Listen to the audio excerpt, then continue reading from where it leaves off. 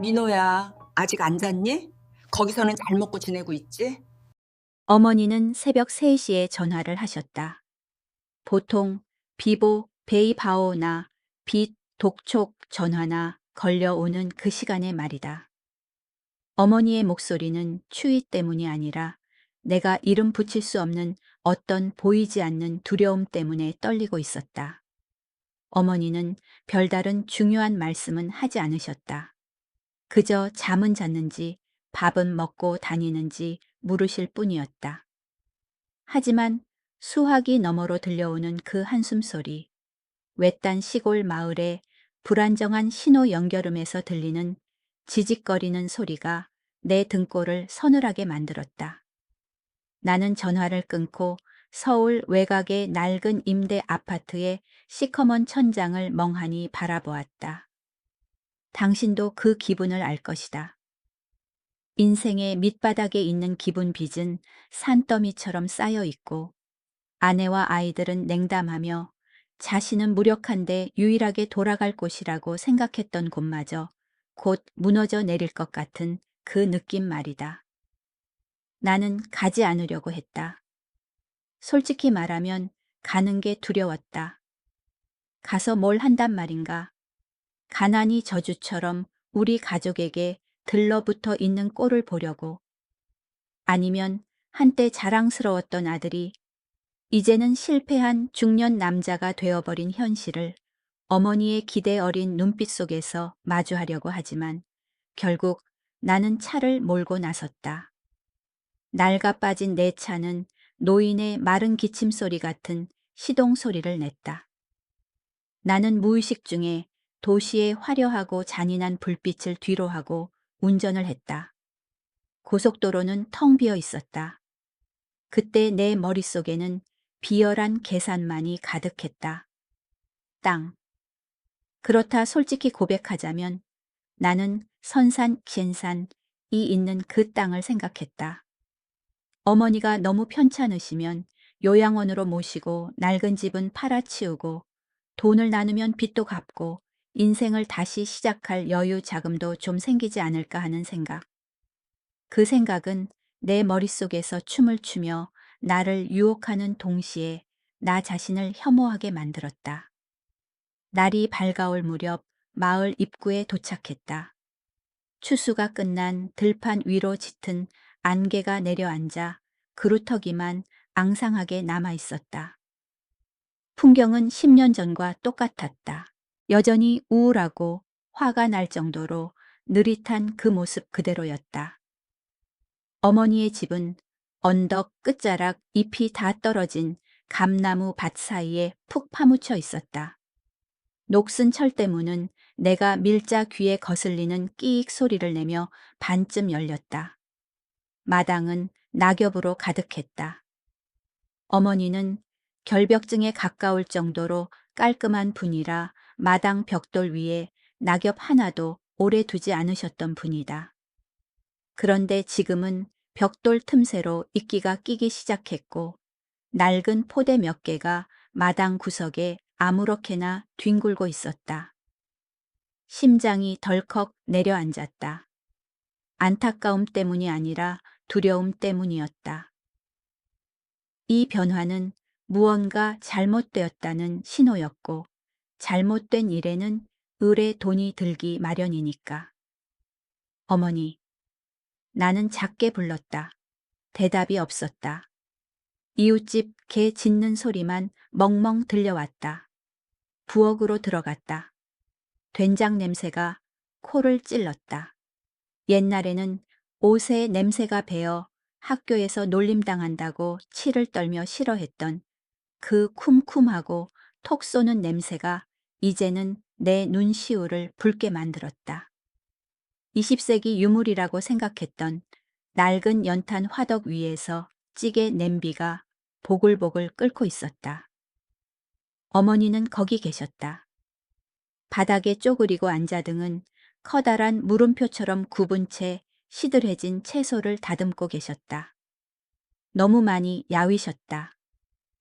5년 전에 사들인 자주색 스웨터는 이제 헐렁해져서 팔꿈치가 다해져 있었고 머리카락은 하얗게 새어 비닐봉지를 묶는 고무줄로 대충 묶은 몇 가닥만 남아 있었다. 어머니, 내가 조금 더 크게 불렀다. 어머니는 깜짝 놀라 채소를 바닥에 떨어뜨리셨다. 나를 올려다보는 어머니의 눈은 탁하고 흐릿했다. 한참이 지나서야 그 눈동자에 초점이 잡혔다. 그리고 평소처럼 웃거나 꾸지람을 하는 대신 나를 얼어붙게 만드는 말씀을 하셨다. 여보, 당신 왔어요. 바틸이 왜 이렇게 늦게 끝났어? 나는 그 자리에 못 박힌 듯 서 있었다. 어머니가 부른 여보는 내 아버지였다. 아버지는 돌아가신 지 20년 가까이 되었다. 어머니 저예요. 민호요. 어머니 둘째 아들이잖아요. 나는 다가가서 나무 껍질처럼 메마른 어머니의 손을 잡았다. 손이 얼음장처럼 차가웠다. 어머니는 손을 확 빼내며 경계심 가득한 눈으로 나를 보더니 갑자기 눈빛이 풀어지며 또 다른 착각을 하셨다. 아, 전기요금 받으러 온 아저씨야. 며칠만 좀 봐줘요. 우리 큰아들이 곧 돈 붙여줄 거니까. 목구멍이 꽉 막혀왔다. 소리를 지르고 싶었다. 어머니를 세게 흔들어 제정신을 차리게 하고 싶었다. 하지만 그럴 수 없었다.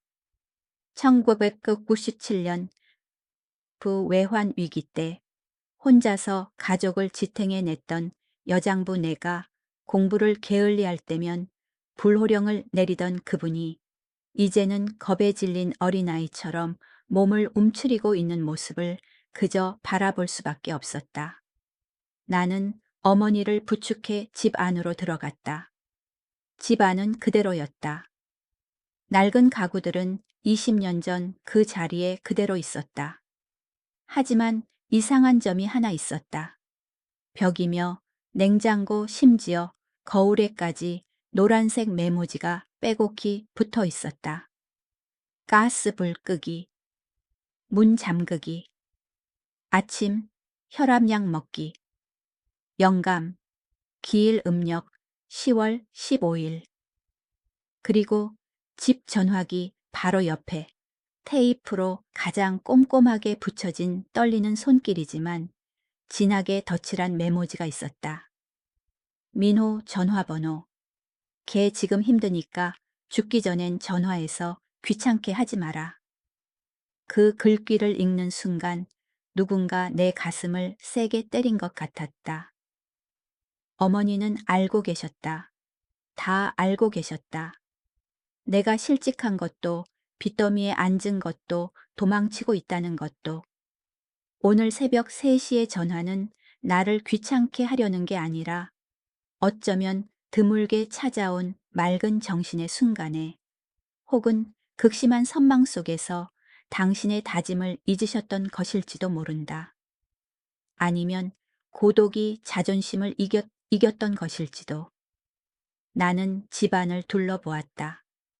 가족 사진 액자 위로 먼지가 뿌옇게 앉아 있었다. 미국에 이민 가서 3년째 한 번도 오지 않은 형의 사진은 반질반질하게 닦여 가장 좋은 자리에 놓여 있었다. 반면 나의 대학 졸업식 사진은 좀 더 구석진 곳에 약간 비스듬히 놓여 있었다. 옛날에는 형이 똑똑하고 가문을 빛냈기 때문에 어머니가 형만 더 사랑한다고 질투했었다.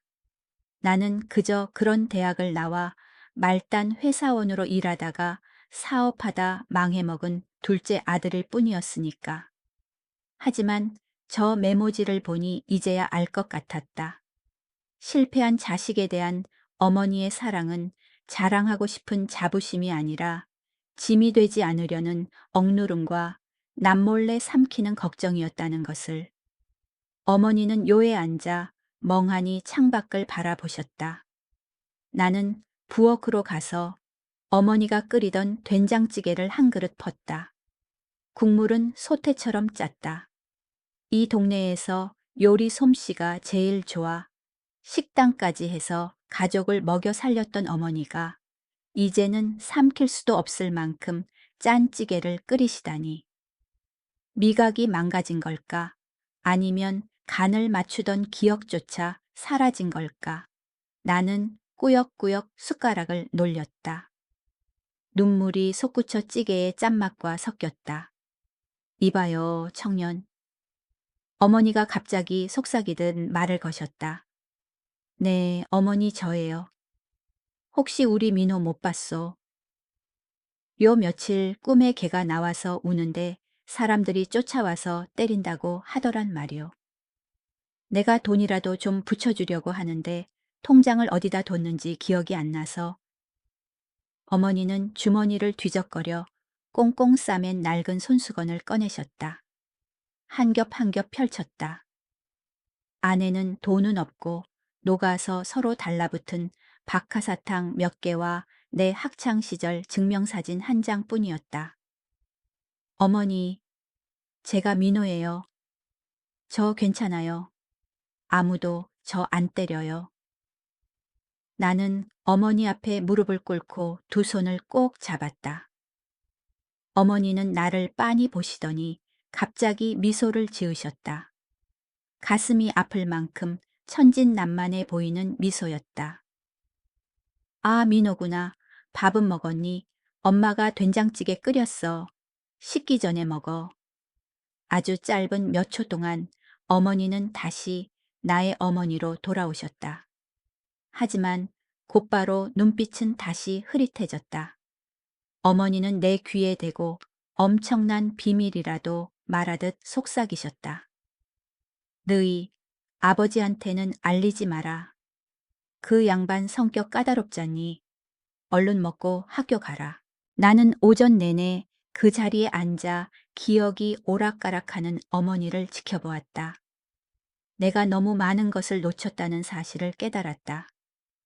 돈을 쫓느라 쓸데없는 인맥을 관리하느라 세상에 대한 체면치레하느라 고향 집에서 시간이 이 여인을 잔인하게 갉아먹고 있다는 사실을 잊고 있었다. 점심때가 되자 내 전화기가 울렸다. 미국에 있는 형이었다. 나는 잠시 망설이다가 전화를 받아 어머니가 듣지 못하게 마당으로 나갔다. 여보세요. 너 고향 내려갔냐? 형의 목소리는 여전히 쩌렁쩌렁하고 위압적이었으며 걱정 따위는 조금도 묻어있지 않았다. 아마 옆집 이장님 댁 대문에 있는 방범 카메라에 내 차가 찍혔고 이장님이 형에게 알린 모양이었다. 네, 오늘 아침에 왔어요. 어머니가. 어머니 어떠시냐? 여전히 오락가락 하시지. 형이 내 말을 끊었다. 너 마침 잘 갔다. 형이 안 그래도 너랑 상의하려던 참이었어. 그 집 이제 비워두기도 아깝고 어머니 상태가 저러니 위험하기도 하잖아. 저번에는 가스 불 끄는 걸 깜빡해서 집 태워 먹을 뻔했다더라. 이웃들 원성이 자자해. 그래서 형 뜻은 뭔데요? 나는 대답을 짐작하면서도 물었다. 어머니, 읍내 요양원에 모시자. 거기 시설 좋아. 간호사가 24시간 돌봐준대. 형이 다 알아봤어. 그리고 집이랑 땅은 팔자. 지금 고향 쪽에 도로 나는 프로젝트 때문에 땅값이 들썩인데. 팔아서 반반 나누면 너도 지금 돈 급하잖아. 나 내 회사 사정 다 알고 있어. 두 가지 문제를 한 번에 해결하는 셈 치자. 형의 제안은 내가 차를 몰고 오면서 했던 생각과 똑같았다. 합리적이었다. 현실적이었다. 모든 골칫거리를 해결해 줄 수 있었다. 그런데 왜 형의 입에서 그 말이 나오자 이렇게 거슬리는 걸까? 아마도 어머니의 집을 파는 일을 마치 유통기한 지난 중고 물품 처분하듯 가볍게 말해서일까? 아니면 형은 전화기 옆에 붙은 민호 귀찮게 하지 마라는 메모를 보지 못했기 때문일까? 생각 좀 해볼게요. 어머니, 많이 약해지셨어요. 생각은 무슨 결단력 있게 행동해. 사내 자식이 왜 그리 우유부단해. 아무튼 나 회의 들어가야 하니까 네가 서류 정리 좀 해놔. 위임장 보냈으니까. 형은 전화를 끊었다. 끊어지는 신호음이 끝없이 길게 느껴졌다. 나는 마당 한가운데 서서 이끼 낀 기와 지붕이 얹힌 낡은 집을 바라보았다. 내가 태어난 곳, 걸음마를 뗀 곳, 아버지에게 회초리를 맞던 곳, 긴 겨울밤 어머니가 내 옷을 꿰매주시던 곳. 이걸 팔라고 경제적 안정을 위해 추억을 팔아 넘기라고 나는 다시 집으로 들어갔다. 어머니는 낡아 빠진 등나무 의자에서 사탕과 내 사진이 든 손수건을 꽉 쥔 채 졸고 계셨다. 잠든 어머니의 얼굴은 찌푸려져 있었고 가끔 알 수 없는 잠꼬대를 하셨다. 나는 얇은 이불을 덮어드리고 집안을 둘러보았다. 모든 것이 심각하게 낡아 있었다. 지붕 곳곳에서 물이 새 천장 합판이 누렇게 얼룩져 있었다. 나무 창틀은 흰개미가 파먹어 구멍이 숭숭 뚫렸고 바람이 휘윙 소리를 내며 들어왔다. 낡은 냉장고는 경운기처럼 시끄러운 소리를 냈다. 분명히 어머니 혼자 여기서 지내시는 건 위험했다. 형 말이 맞다. 하지만 어머니를 요양원으로 노인들이 창밖만 바라보며 자식들이 오기만을 점점 뜸해지다가 결국 끊길 발길을 기다리는 그곳으로 뉴스에서 본 고독사가 떠올랐다. 노인들이 자기 집에서 죽은 지 한 달 만에 발견된다는 이야기. 내가 어머니를 여기 계속 두면 어머니도 그런 결말을 맞게 될까? 그날 오후 나는 집을 정리하기로 마음먹었다. 지붕에 올라가 깨진 기와를 갈았다. 감나무에 올라가 마른 가지들을 쳐냈다. 어머니가 깨어나 마루에 앉아 일하는 나를 지켜보셨다. 아무 말씀 없이 그저 빤히 바라보셨다. 여보, 조심해요. 떨어지겠소. 어머니는 가끔 나를 아버지로 착각하라고 주의를 주셨다. 알았어. 당신은 거기 가만히 있어. 나도 어머니의 장단에 맞춰 옛날 아버지가 하던 말투로 퉁명스럽게 대답했다. 이상하게도 내가 그렇게 무뚝뚝하게 말하자 어머니는 웃으셨다. 안심하고 만족스러워하는 미소였다. 아마도 어머니의 혼란스러운 기억 속에서 가부장적이었지만 든든했던 남편의 모습이 가장 큰 버팀목이었나 보다. 어머니에게 필요한 건 효자지만 유약한 아들이 아니라 기둥 같은 남편이었던 것이다. 버려진 닭장을 고치다가 마른 지푸라기 덤이 깊숙한 곳에서 녹슨 소의 상자 하나를 발견했다. 호기심에 열어보니 금은 보화가 아니라 낡은 일기장 몇 권과 수많은 송금 영수증 뭉치였다. 나는 페이지를 넘겨보았다. 어머니의 일기였다. 예순이 넘어서야 한글 교실에서 글을 배우셨기에 문장은 서툴고 글씨는 삐뚤빼뚤했다. 2018년 3월 27일 큰애가 미국으로 갔다. 너무 보고 싶다. 거기가 살기 좋다고 다시는 안 온단다. 슬프다. 2021년 8월 16일 둘째, 나 사업이 망했다. 말은 안 하지만 나는 안다. 얼굴이 반쪽이 된 걸 보니 가슴이 찢어진다. 소 2마리 팔아서 보내주고 싶지만 며느리가 촌돈이라고 무시할까봐 못하겠다. 2023년 6월 28일 오늘 집으로 오는 길을 잊어버렸다. 너무 무섭다. 내가 노망이 든 걸까? 내가 정신을 놓으면 영감 재산은 누가 챙기나 둘째가 빚쟁이한테 쫓기면 누가 돌봐주나. 지렁이 같은 글씨 하나하나가 비수처럼 내 심장을 찔렀다. 기억이 사라져가는 순간에도 자식 걱정은 어머니의 무의식 깊은 곳에 뿌리 박혀 있었다. 병을 숨기고 공포를 숨기고 매일 갉아먹는 외로움을 견뎌낸 것은 오로지 우리에게 짐이 되지 않기 위해서였다. 그리고 상자 바닥에는 2년 전 읍내병원에서 받은 진단서가 있었다. 진단명 알츠하이머 초기. 2년. 어머니는 2년 동안 우리를 속이셨다. 그 2년 동안 나는 뭘 했던가? 돈 좀 벌었다고 파티에 정신 팔려 있었고, 돈 잃고 나서는 신세 한탄하느라 바빴다. 한 달에 5분 이상 어머니와 통화해 본 적도 없었다.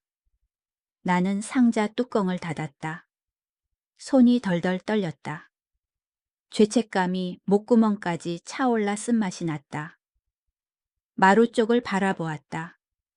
어머니는 여전히 거기 앉아 계셨다. 바람 앞에 낙엽처럼 작고 위태로운 모습으로. 나는 내가 세상에서 제일 불행한 피해자라고 생각했었다.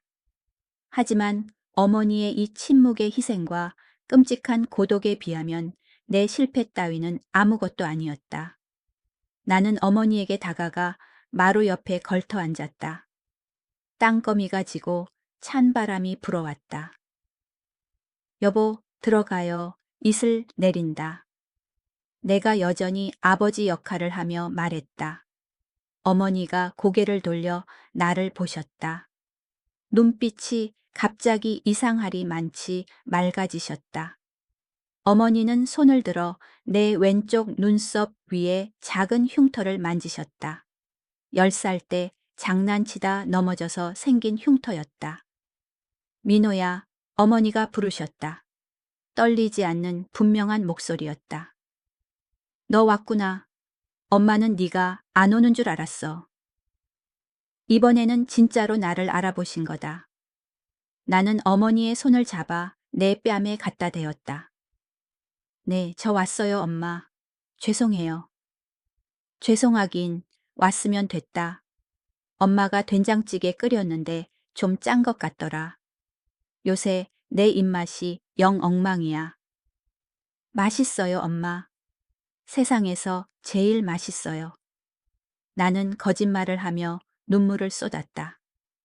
아들아, 어머니가 머뭇거렸다. 엄마는 네가 힘든 거 안다. 이 땅, 필요하면 팔아라.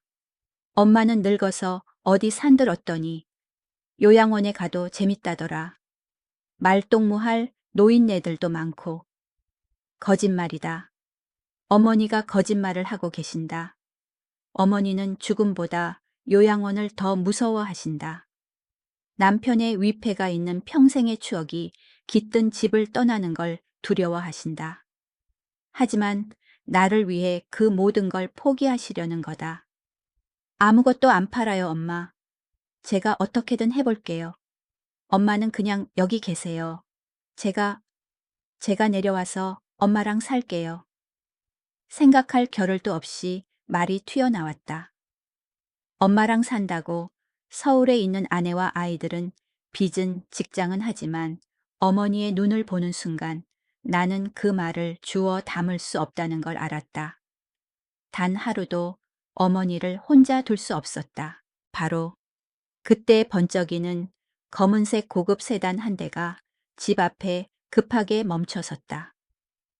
눈부신 헤드라이트 불빛이 마당을 훑자 어머니가 겁을 먹고 눈을 찌푸리셨다.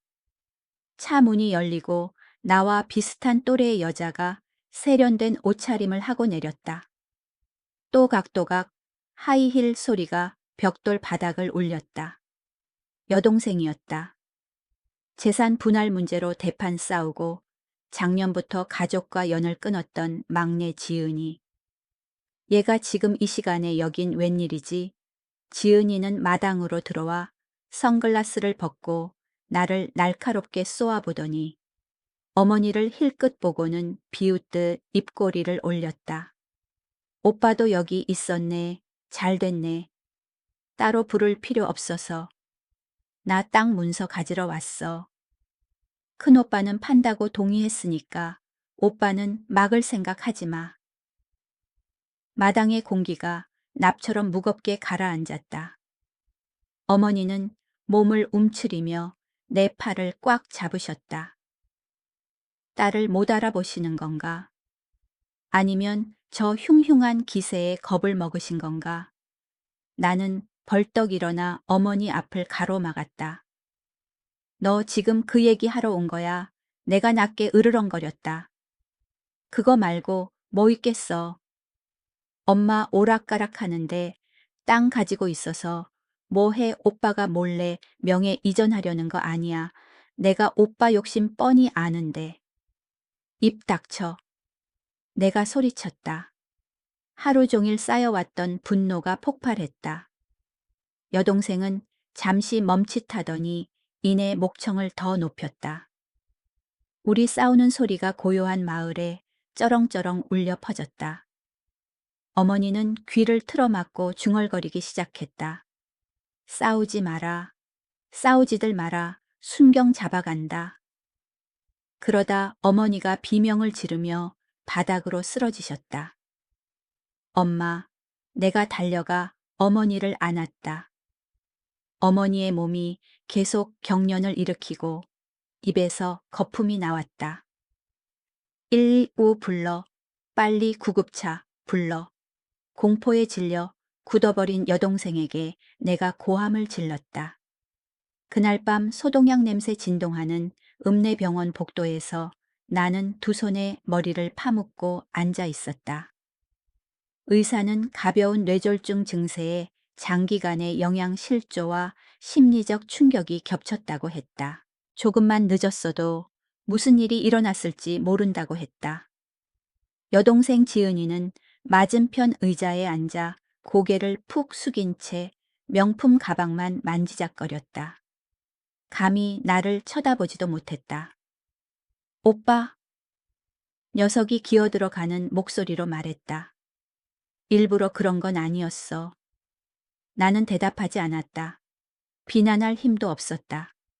내 머릿속에는 온 집안에 붙어있던 메모지들과 소태처럼 짰던 된장찌개, 그리고 삐뚤빼뚤한 일기장 글씨만 떠올랐다. 나는 일어나 창가로 가서 칠흑 같은 어둠을 바라보았다. 진짜 전쟁은 이제부터 시작이었다. 재산을 뺏으려는 싸움이 아니라 어머니의 남은 날들을 지켜내기 위한 싸움, 그리고 남은 인간성을 지키기 위해 바로 내 피부티들과 벌여야 하는 싸움 말이다. 전화기가 다시 울렸다. 큰형 현수였다. 문자가 왔다.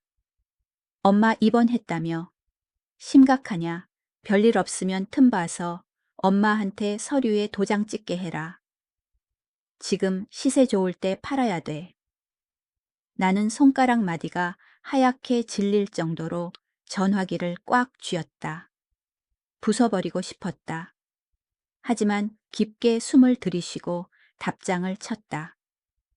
형이 내려와서 직접 엄마한테 말해. 그리고 전화를 껐다.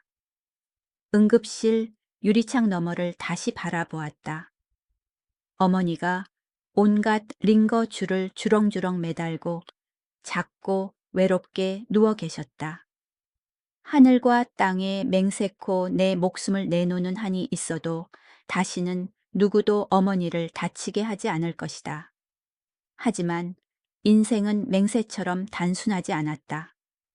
어머니가 일기장에 숨겨둔 비밀은 빙산의 일각에 불과했다는 것을 나는 몰랐다. 그리고 여동생의 등장 큰형의 기묘한 태도는 이미 무너져가는 이 가족에게 거대한 폭풍이 몰아칠 것을 예고하고 있었다. 내일 어머니가 깨어나시면 나는 내 인생 최대의 질문과 마주해야 한다. 나는 과연 속죄하고 싶은 효자인가, 아니면 내심 깊은 곳에서는 나도 유산을 받아 내 인생을 구원받고 싶은 부모의 죽음을 기다리는 놈일 뿐인가. 병원의 밤은 길었다. 심장 박동 모니터 소리가 삐삐 규칙적으로 울리며 마치 한 사람의 인생에 남은 시간을 카운트다운하는 것 같았다. 다음 날 아침 코를 찌르는 소독약 냄새에 잠이 깼다. 차가운 플라스틱 의자에 엎드려 자느라 목이 뻣뻣했다. 병원에서 눈을 뜰 때의 그 기분을 아는가 최악이다. 아주 짧은 순간 뇌가 부칭되기 전에는 평온함을 느낀다. 하지만 1초 뒤 현실이 바위처럼 가슴을 짓누른다. 누워 계신 어머니 병원비, 박살난 가족, 그리고 암담한 미래. 옆을 돌아보았다. 의자가 비어 있었다. 지은이가 어디 갔지? 나는 소스라치게 놀라 벌떡 일어났다. 늙은 허리에서 우두둑 소리가 났다. 설마 그냥 가버린 건가? 아니면 더 최악으로 어머니가 혼미한 틈을 타 병실에 들어가 억지로 서류에 서명이라도 하게 한 건가? 지금 저 녀석의 변덕스러운 성격이라면 무슨 짓이든 저지를 수 있었다. 나는 병실 문으로 달려갔다. 작은 유리창 너머로 빈 침대가 보였다. 심장이 멈추는 것 같았다. 피가 머리로 솟구쳤다. 어머니는 복도를 달렸다. 약 카트를 밀던 간호사와 부딪힐 뻔했다. 우리 어머니 어디 갔어요? 355 환자. 어디 갔냐고요? 공포에 질려 목소리가 갈라졌다. 간호사는 나를 빤히 보더니 복도 끝 환자들을 위한 작은 정원이 있는 곳을 가리켰다. 할머니가 산책하고 싶다고 하셔서요. 따님이 같이 가셨어요. 나는 안도의 한숨을 내쉬며 벽에 기대어 진정하려 애썼다. 손발이 후들거렸다. 솔직히 말하면 어머니가 사라진 것만 무서웠던 게 아니다. 내가 소홀했다는 사실을 직면하는 게 두려웠던 것이다. 정원 쪽으로 조심스럽게 걸어갔다. 갓 밝은 아침 나무잎에 이슬이 맺혀 있었다. 협죽도 덤불 뒤에 가려진 벤치에 두 사람의 그림자가 보였다. 어머니는 헐렁한 환자복을 입고 몸을 웅크리고 앉아 계셨다.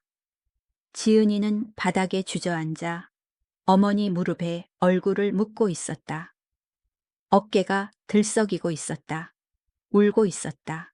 어제까지만 해도 앙칼지게 땅 팔자고 대들던 그 기센 지은이가 지금 어린애처럼 엉엉 울고 있었다.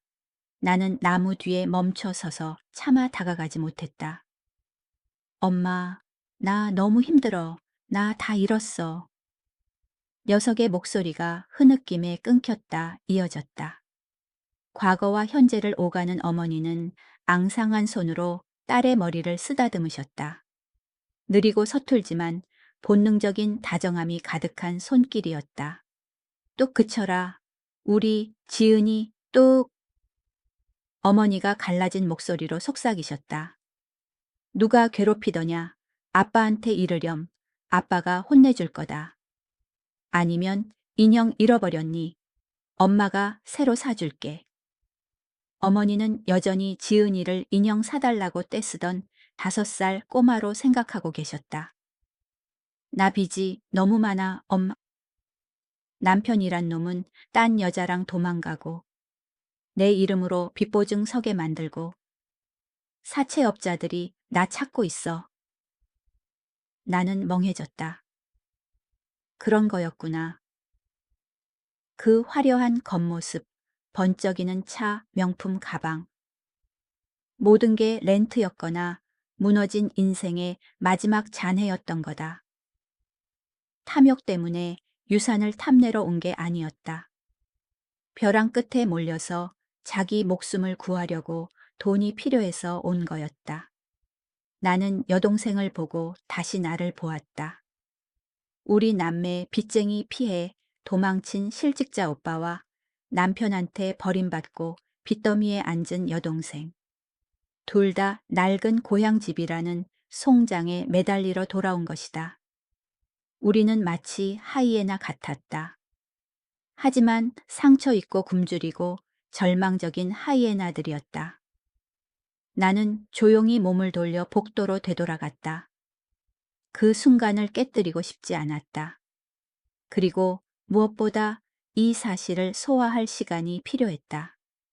어제 여동생에게 느꼈던 혐오감은 사라지고 대신 비참한 연민이 밀려왔다. 우리 집안이 어쩌다 이 꼴이 되었을까? 병원 정문으로 나가 싸구려 담배 한 갑을 샀다. 아내의 잔소리 때문에 3년 전에 끊었던 담배였지만 이제 내 생사를 걱정해줄 아내도 없는데 건강 챙겨서 뭐 하겠나. 불을 붙이고 깊게 빨아들였다. 쓴 연기에 기침이 쿨럭 나왔지만 가슴 속의 떨림은 조금 가라앉았다. 전화기가 다시 울렸다. 역시나 큰형 현수였다. 화면에 뜬 이름을 보고 잠시 망설이다가 받기로 했다. 형 쪽의 진실도 알아야 했다. 지은이가 저렇게 비참하다면 저 재미교포. 형님은 과연 사정이 나을까? 여보세요. 내 목소리는 잠겨 있었다. 어떠냐? 어머니 깨나셨냐? 형은 인사도 없이 바로 물었다. 어제보다 더 다급해 보였다. 깨셨어요. 근데 여전히 오락가락 하세요. 방금은 지은이를 어린애로 착각하시던데요. 그러냐? 그럼 의사가 퇴원은 언제쯤 된대? 아직 몰라요. 며칠 지켜봐야죠. 그건 왜요? 수화기 넘어가 잠시 조용해졌다. 형 쪽에서 경찰차 사이렌 소리가 멀리서 들렸고 누군가 영어로 아주 크게 거칠게 말하는 소리가 들렸다. 민호야, 형이 목소리를 낮췄다. 너 좀 어머니한테 잘 말해봐라.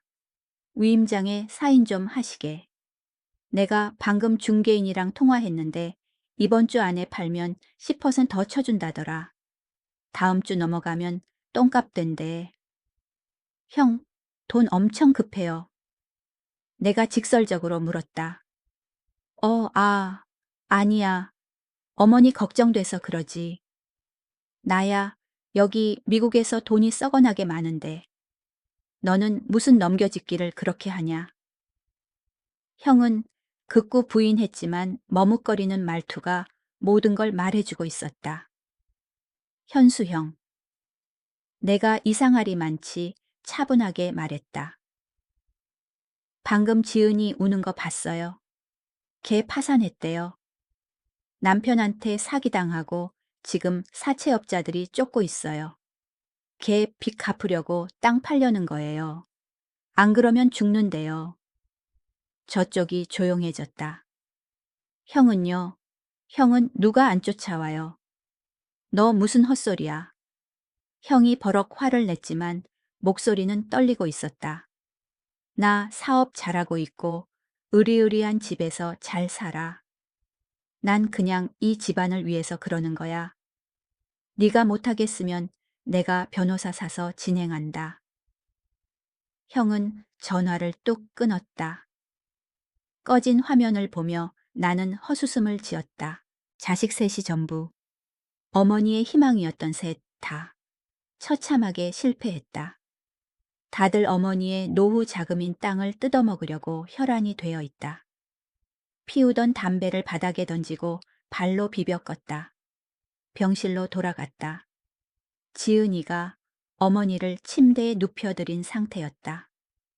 눈은 퉁퉁 부어 있었지만 다시 화장을 고치고 아무 일 없었다는 듯 차가운 척하고 있었다. 어디 갔다 왔어?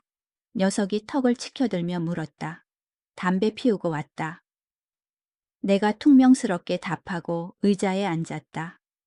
밥은 지하 매점 가서 죽이라도 먹을래. 녀석이 놀란 눈으로 나를 봤다. 또 싸울 줄 알았나 보다. 배 안 고파. 가자. 먹고 힘내서 싸워야지. 내가 뼈 있는 말을 던졌다. 녀석은 잠시 망설이다 일어났다. 엄마 잠드셨어. 간호사한테 잠깐 봐달라고 하자. 우리 남매는 시끄러운 병원 지하 식당 구석에 마주 앉았다. 묽은 죽이 식어가고 있었다. 아무도 숟가락을 들지 않았다. 오빠 다 알지. 녀석이 나를 보지 않고 물었다. 뭘? 내 사정. 엿들었잖아.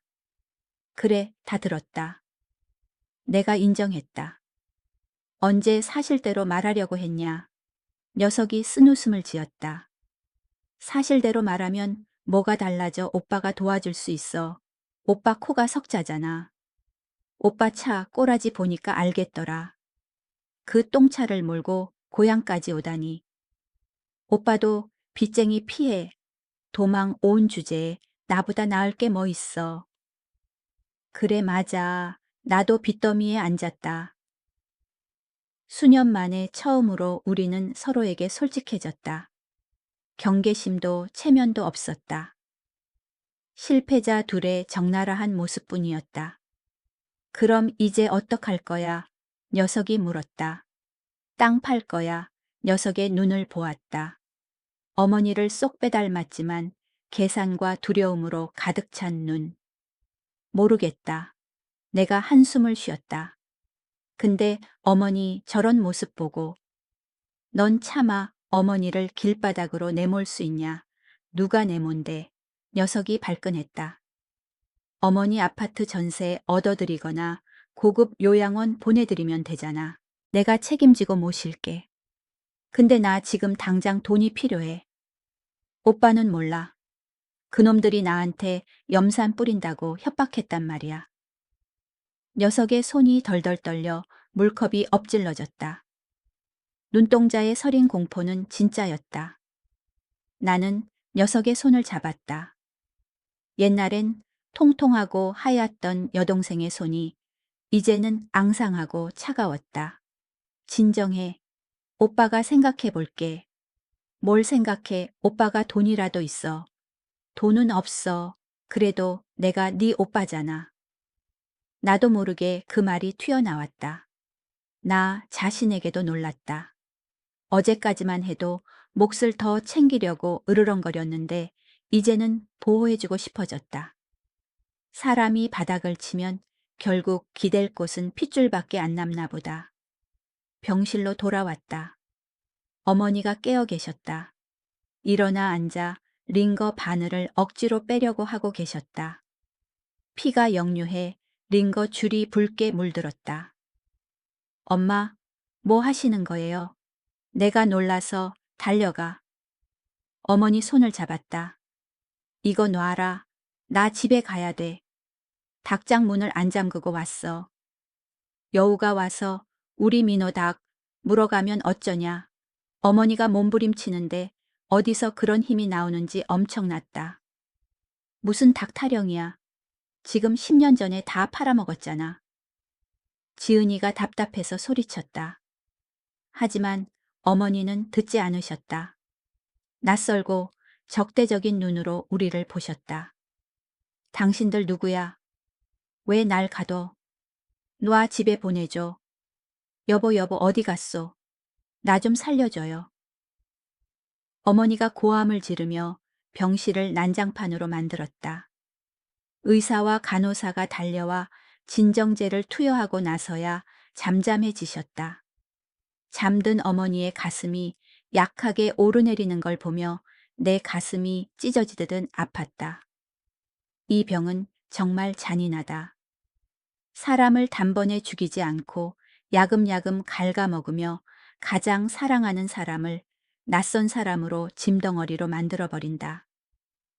그날 오후 나는 지은이에게 어머니를 맡기고 옷가지와 보험 처리에 필요한 어머니 신분증을 가지러 집으로 갔다. 집은 어느 때보다 텅 비고 차갑게 느껴졌다. 안방으로 들어가 낡은 장롱을 뒤졌다. 곰팡이 냄새가 났다. 어머니 옷은 전부 낡고 해진 것들 뿐이었지만 단정하게 개켜져 있었다.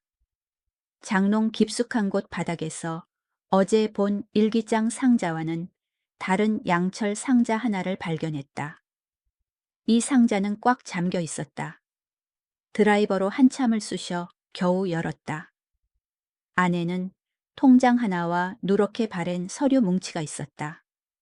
통장을 펼쳤다. 찍혀 있는 숫자를 보고 나는 현기증을 느꼈다. 5억 원, 약 500 밀리언 원. 눈을 비비고 다시 봤다. 틀림없었다. 5억 원. 상한 젓갈을 드시고 구멍난 옷을 입고 소금국 같은 찌개를 드시던 어머니가 집 한 채 값과 맞먹는 돈이 든 통장을 가지고 계셨다고 마지막 입금 날짜는 지난달이었다.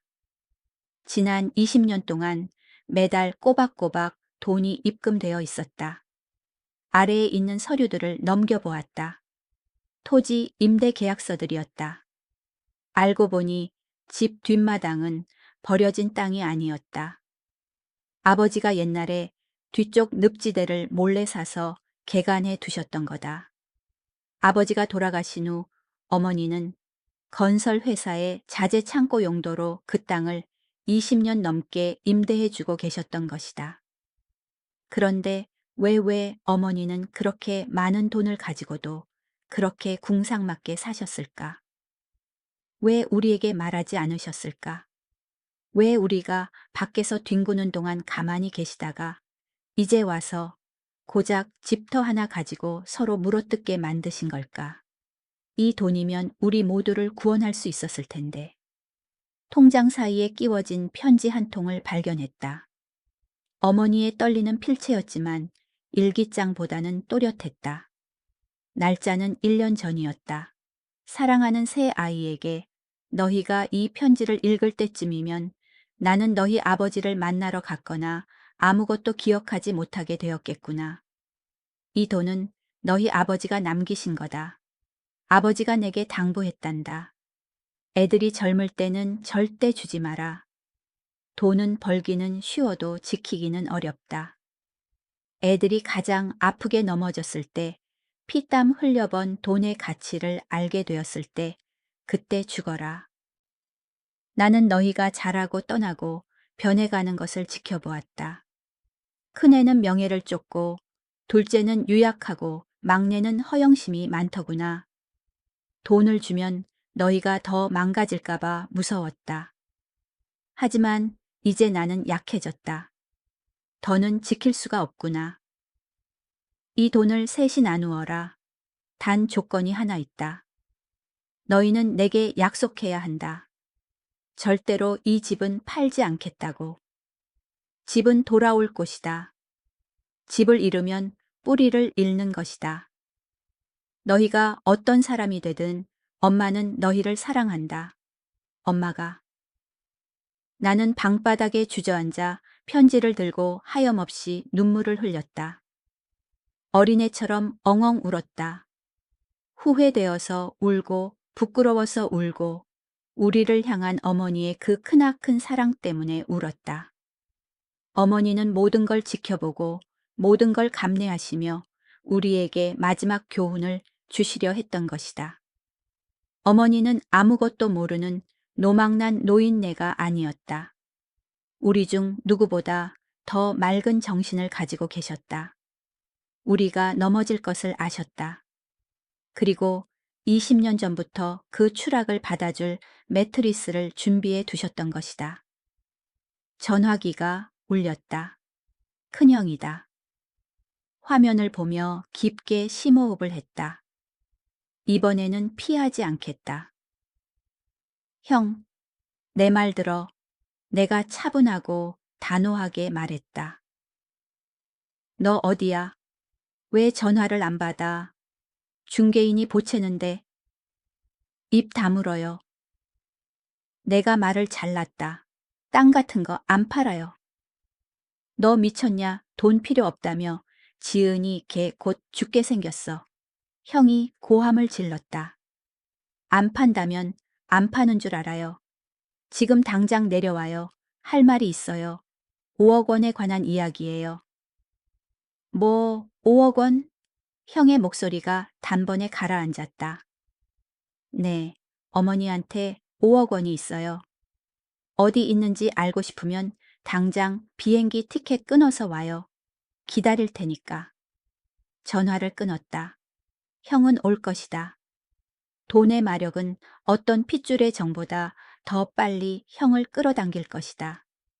하지만 이번엔 다를 것이다. 나는 더 이상 유약한 동생이 아니다. 어머니의 비밀을 쥐고 있고 이것으로 이 집안을 다시 교육할 것이다. 일으켜 쓰든가 아니면 영원히 묻어버리든가. 나는 통장과 편지를 안주머니 가슴 바로 위에 넣었다. 심장이 쿵쿵 뛰었다. 일어나서 낡은 방을 다시 둘러보았다. 이제 이곳은 폐허가 아니었다. 요새였다. 그리고 나는 마지막 문지기였다. 차를 몰고 병원으로 돌아왔다. 완전히 어두워져 있었다. 누런 가로등 불빛이 한적한 시골길을 비췄다. 머릿속에서 계획이 서기 시작했다. 무모하지만 필요한 계획이었다. 병실에 들어서니 지은이는 어머니 침대 옆에서 졸고 있었다. 어깨를 흔들어 깨웠다. 일어나. 큰일 났다. 녀석이 눈을 비비며 잠이 덜 깬 목소리로 물었다. 뭐야, 집 문서 찾았어. 집 문서보다 더 큰 거. 내가 속삭이며 통장을 꺼내 살짝 숫자만 보여줬다. 녀석의 눈이 자동차 헤드라이트처럼 번쩍였다. 세상에, 이 돈 다 어디서 났어? 어머니 돈이야. 근데 이거 가지려면 오빠 말 들어야 돼. 들을게, 다 들을게. 오빠가 하란 대로 다 할게. 녀석이 내 소매를 잡고 애원했다. 지금 이 순간부터 집 팔자는 얘기 꺼내지도 마. 그리고 절대로 큰오빠한테 어머니 치매에 심하다는 거 알리지 마. 오빠가 보기에 어머니가 아직 재산 분할 결정할 만큼 정신이 멀쩡하다고 생각하게 만들어야 돼. 왜? 형이 어머니가 금치산자, 의사 무능력자인 걸 알면 성년 후견인 신청해서 이 돈 꿀꺽할 거야. 알겠어. 그럼 우리 몫은 한 푼도 없어. 나는 거짓말을 하고 있었다. 하지만 어쩔 수 없었다. 큰형과 맞서기 전에 지은이를 내 편으로 만들어야 했다. 그리고 지금 이 아이를 통제할 유일한 방법은 탐욕과 공포뿐이었다. 지은이가 고개를 끄덕였다. 알았어. 연기할게. 나 연기 잘해. 그때 어머니가 몸을 뒤척이셨다. 눈을 뜨고 천장을 빤히 바라보셨다. 민호야, 어머니가 작게 부르셨다. 네, 저 여기 있어요. 배고파. 김치찌개 먹고 싶어. 네, 사올게요. 아니, 아빠가 끓여준 김치찌개 말이야. 아빠가 끓인 게 맛있는데. 나와 지은이는 서로를 쳐다보았다. 아버지는 20년 전에 돌아가셨다. 하지만 어머니의 세상에서 아버지는 여전히 살아계시고 어딘가 근처에서 찌개를 끓이고 계신 거다. 알았어요, 엄마. 내가 눈물을 글썽이며 어머니 손을 잡았다. 아빠가 지금 좀 바쁘셔서요. 이따가 아빠가 찌개 가지고 오실 거예요. 나는 병실을 나와 문을 연 식당을 찾아 나섰다. 밤바람이 찼다. 걸으면서 큰형 현수를 생각했다. 미국에서 대체 뭘 하고 있는 걸까? 왜 그렇게 돈에 굶주려 있을까? 형도 혹시 끔찍한 비밀을 숨기고 있는 건 아닐까? 그리고 더 중요한 건 삼남매가 다 모였을 때 편지에 적힌 어머니의 조건이 지켜질 수 있을까? 아니면 저 돈을 차지하려고 야수처럼 서로 물어뜯게 될까? 대답은 내일 형의 비행기가 도착하면 알게 될 것이다. 진짜 폭풍이 다가오고 있었고 폭풍의 눈은 바로 이 좁은 병실이었다. 길가 작은 식당 앞에 멈춰 서서 김치찌개를 주문했다. 이모, 옛날 맛 나게 좀 해주세요. 돼지비계 많이 넣어서요. 요즘 누가 그렇게 기름지게 먹나? 주인이 투덜거렸지만 주문을 받아주었다. 기다리는 동안 전화기를 꺼내 유튜브를 켰다. 10년 전 내가 브이로그를 해보겠답시고 올렸던 우리 가족의 옛날 동영상을 보고 싶었다. 어머니 환갑잔치 영상이었다. 영상 속 어머니는 활짝 웃고 계셨고, 큰형은 어머니 어깨를 감싸며 자랑스러워했고, 나는 카메라를 들고 떠들어대고 있었으며, 지은이는 귀엽게 포즈를 취하고 있었다. 모두가 행복했다. 모두가 어머니께 효도하겠다고, 평생 모시겠다고 약속하고 있었다. 그게 겨우 10년 전이다. 약속은 바람에 날아갔다. 남은 건 이해타산뿐. 나는 화면 속 그날의 어머니 얼굴을 보며 자문했다. 이런 미래가 올 줄 알았다면 어머니는 우리가 태어나지 않기를 바라셨을까? 그 질문은 찌개를 들고 병원으로 돌아오는 내내 나를 괴롭혔다. 그리고 어머니가 찌개를 맛있게 드시며 영감이 끓인 게 맛있네. 내 입에 딱 맞아 라고 웃으실 때 가슴이 더 미어졌다. 시장에서 사온 5,000원짜리 찌개를 어머니는 평생의 사랑이라고 착각하고 계셨다. 배웠다는 우리 자식들은 그 거짓된 찌개 한 그릇만도 못한 존재들이었다. 그날 밤 잠이 오지 않았다. 신경이 곤두선 채 어머니 침대 곁을 지켰다. 새벽 3시쯤 낯선 번호로 문자가 왔다. 사진 한 장이었다. 사진 속에는 큰형 현수가 있었다. 하지만 고급 양복 차림이 아니었다. 주황색 죄수복을 입고 수갑을 찬 채 취조실 같은 곳에 앉아 있었다. 몰래 찍은 사진 같았다. 짧은 메시지가 이어졌다. 내 형 지금 FBI한테 사기랑 자금 세탁 혐의로 수사받는 중이야. 보석금이랑 변호사 비용 때문에 돈 필요한 거다. 그놈 말 믿지 마. 돈 주지 마. 나는 멍하니 전화기를 바닥에 떨어뜨렸다. 보낸 사람이 누구지 내 번호는 어떻게 알았고, 만약 이게 사실이라면 형은 어머니를 보러 온 게 아니라 자산을 빼돌려 도망치러 온 거라고. 우리 가족은 가난하고 불화가 있는 정도가 아니라 국제 범죄에 연루된 거야. 전화기를 주워 떨리는 손으로 사진을 확대했다. 현수 형이 맞았다. 퀭하고 절망적인 얼굴, 평소의 점잖은 모습과는 딴판이었다. 그렇다면 우리 3남매 모두 죄인이다. 어머니는 자신이 어떤 괴물들을 낳았는지 알고 계실까? 내일 형이 병실 문을 열고 들어오면 나는 형이 아니라 범죄자를 마주해야 한다. 그리고 5억 원짜리 통장을 쥔 나는 형과 동생 모두의 사냥감이 될 것이다. 김 씨 집안의 생존 게임이 공식적으로 시작되었다. 폭풍 전야형의 귀환과 진실. 한낮에 병원 위로 소나기가 쏟아졌다. 젖은 흙내와 아직 치우지 못한 쓰레기 냄새가 섞여 올라왔다. 나는 대기실에 서서 얼룩덜룩한 유리창 너머로 하얗게 쏟아지는 빗줄기를 바라보았다. 속이 실타래처럼 엉킨 듯 복잡했다.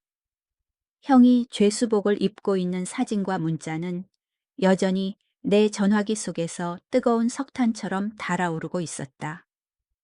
지은이에게는 아직 형이 FBI에게 쫓긴다는 구체적인 이야기는 하지 않았다. 그저 경계하라고만 일러두었다. 녀석은 지금 병실에서 어머니와 함께 있는데 아마 사시나무 떨듯 떨고 있을 것이다. 낡은 택시 한 대가 현관 앞에 멈췄다. 문이 열리고 한 남자가 내렸다.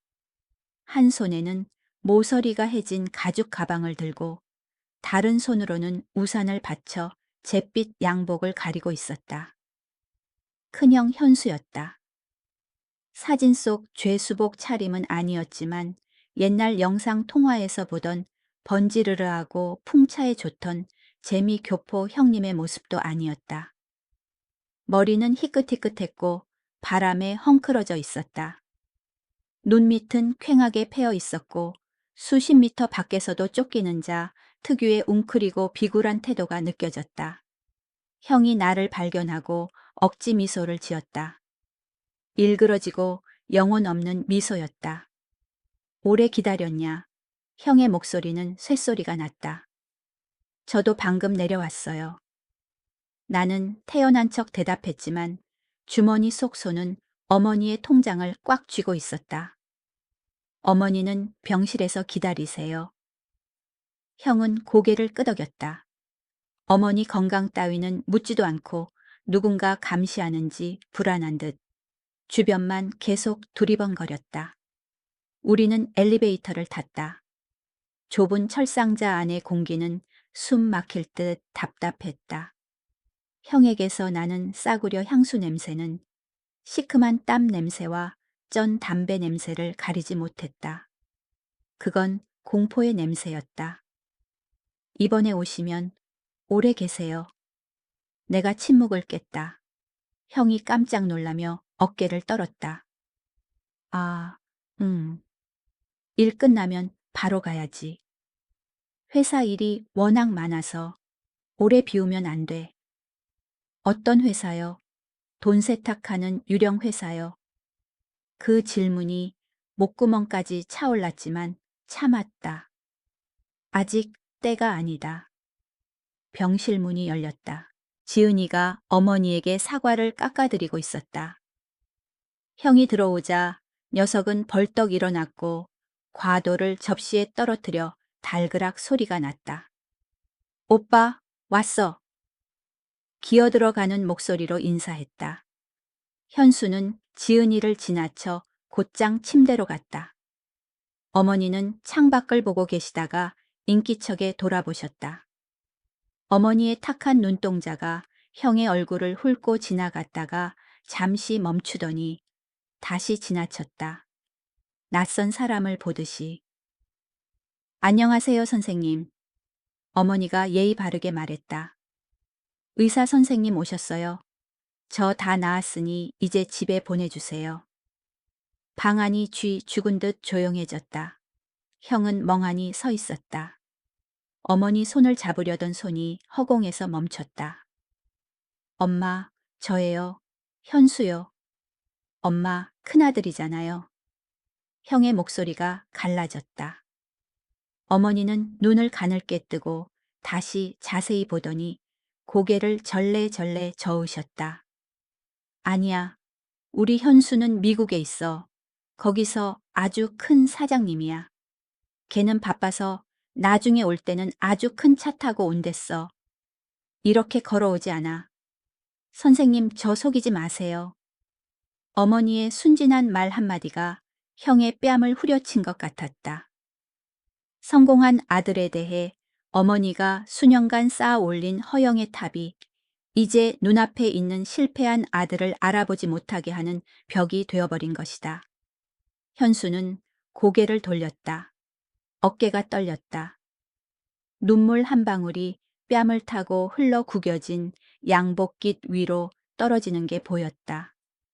아마도 가장 큰 고통은 파산이나 감옥이 아니라 집에 돌아왔을 때 세상에서 유일하게 나를 무조건 믿어주던 사람이 나를 알아보지 못한다는 사실일 것이다. 형 그만해요. 어머니 오락가락 하시잖아요. 내가 형의 어깨를 치며 작게 말했다. 나가서 얘기 좀 해요. 우리 삼 남매는 복도로 나와 차가운 대기 의자에 앉았다. 밖에는 여전히 비가 퍼붓고 있었다.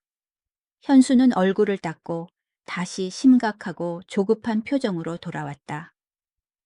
어머니 상태 보니까 안 되겠다. 당장 요양원에 모셔야 해. 내가 변호사한테 연락해 놨어. 오늘 오후에 서류 가져올 거야. 네가 어머니 지장 찍게 해 돼. 땅 빨리 팔아야 값 잘 받아. 형 그렇게 급해요. 내가 형을 똑바로 쳐다보며 물었다. 누가 쫓아오기라도 해요. 왜 그렇게 급하게 팔아요? 너 말투가 왜 그래? 형이 인상을 쓰며 장남의 위험을 세우려 했다. 난 어머니 걱정돼서 이 집안 걱정돼서 그러는 거야. 봐라. 어머니 저러시는데 시골에 혼자 두면 언젠가 불타 죽어. 팔아서 돈으로 병원비 대야지. 병원비 대려고요. 아니면 보석금 대려고요.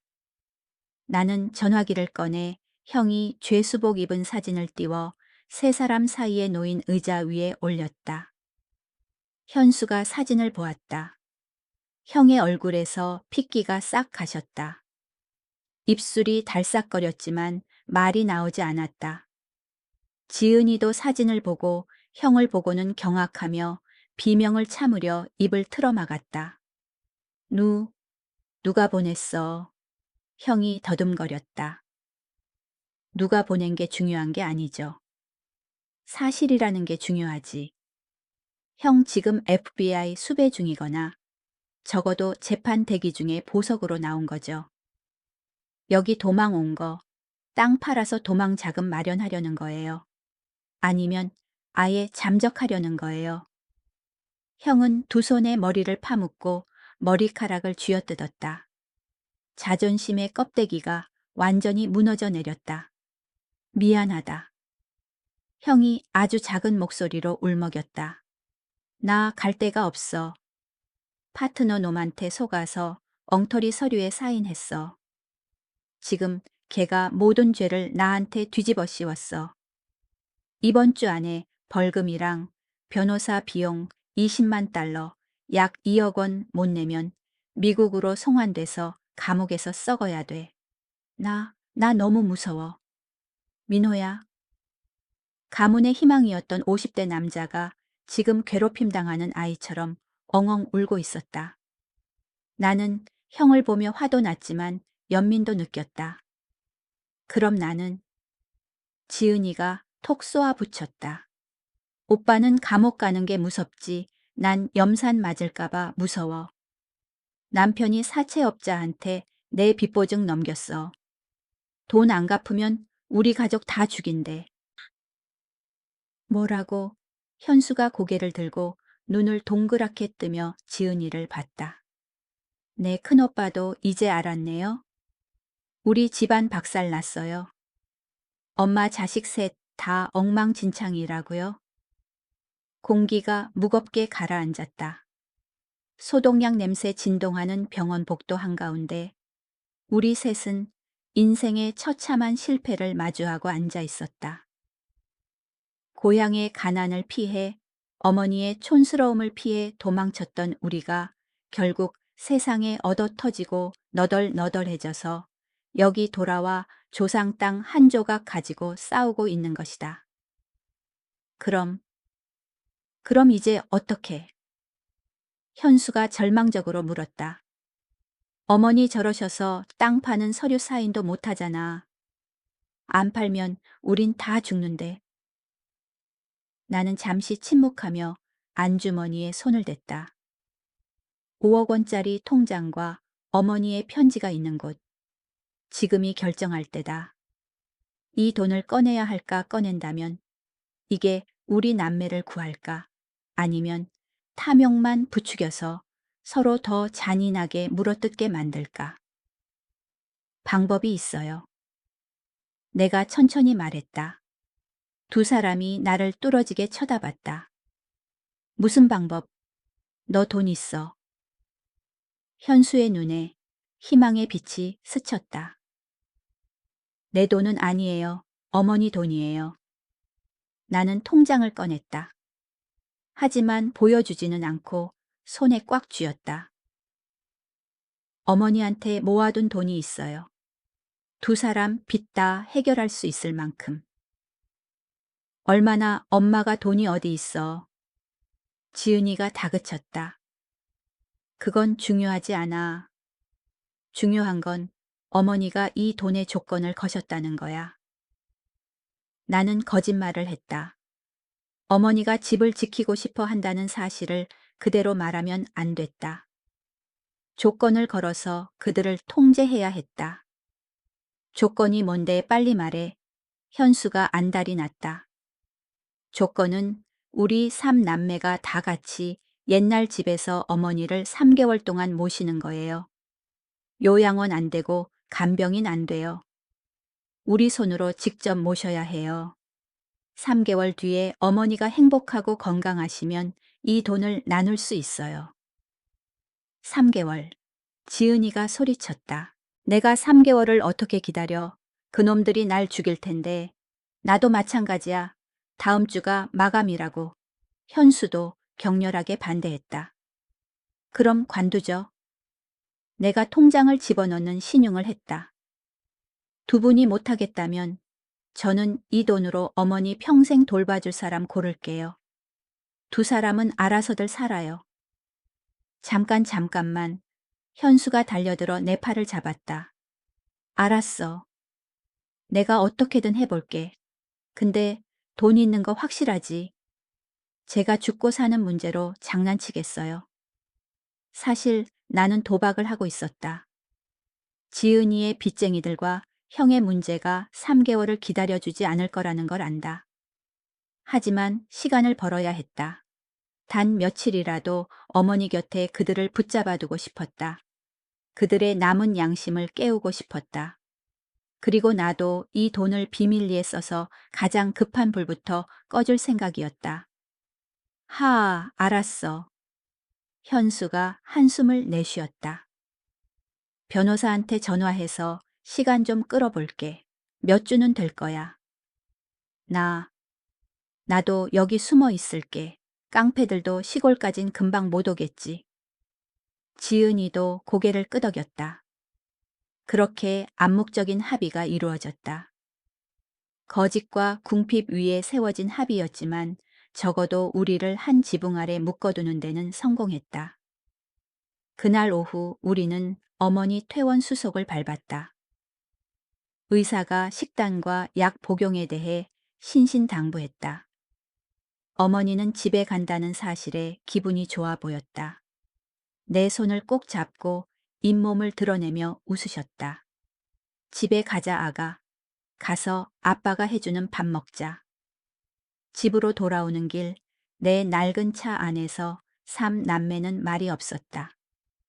조수석에 앉은 어머니만 창밖 풍경을 신기한 듯 바라보셨다. 추수가 끝난 논대나무 숲 뒤로 보이는 붉은 기와 지붕들. 모든 것이 평화로웠고 우리 마음속의 폭풍과는 정반대였다. 집에 도착하니 이미 어두컴컴했다. 집은 썰렁하고 차가웠다. 지은아, 너 가서 어머니 방 청소 좀 해. 현수 형은 뒤뜰 가서 장작 좀 가져와 아궁이에 불 좀 떼요. 난 죽 끓일게. 내가 지휘관처럼 임무를 배정했다. 그들은 마지못해 따랐다.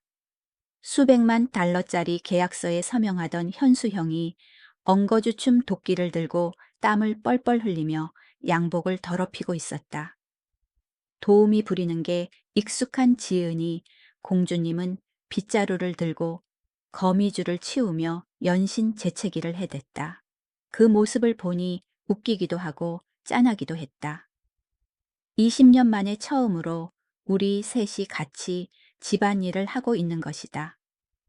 그날 저녁은 흰죽에 김치뿐인 조촐한 식사였다.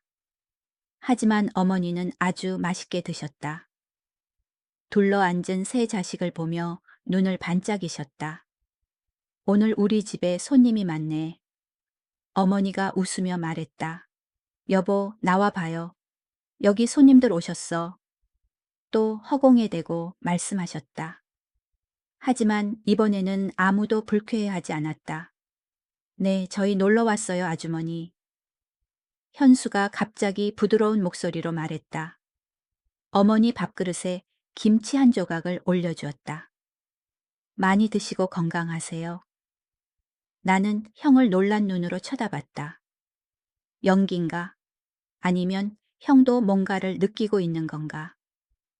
식사 도중 갑자기 대문이 쾅쾅 울렸다. 개 짖는 소리가 요란했다. 김지은 숨어도 소용없다. 당장 튀어나와.